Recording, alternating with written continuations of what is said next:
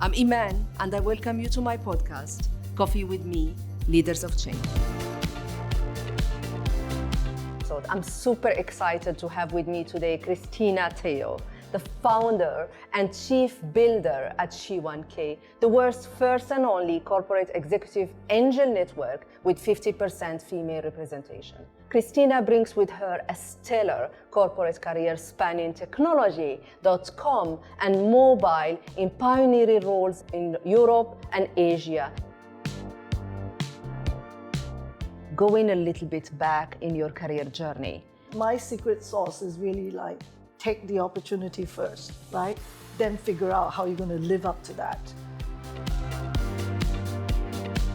I work with IBM, DEC, 3Com, and it's always at the forefront of the next technology breakthrough. So then after that, when I realized .com is really the next big thing, I was so lucky to take the first GM of Yahoo Singapore role. And of course, my best role, I think, was launching the world's first Windows smartphone, right? When I joined O2, that role and that opportunity wasn't even there. So I was there at the right time, at the right place. Christina, there is no stopping you back. You went to retirement twice and you came back from retirement to continue your purpose. I was already retired for a second time for 8 years before coming back. I had no idea, never heard of the word startup. I also thought that I'm obsolete, right? Which is the digital world is not for me. That's why I said I need a purpose. If you want to find a purpose, you got to go out there.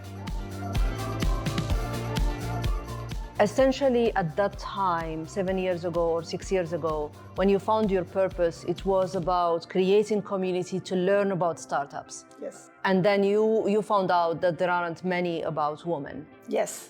And also very little opportunity, even for women who wanted to have a career in startups. So I said, but men were always invited to my events as well, right? I've always made all my events inclusive. Yeah. But mostly, I invited both women and men because I figured men have the same challenges.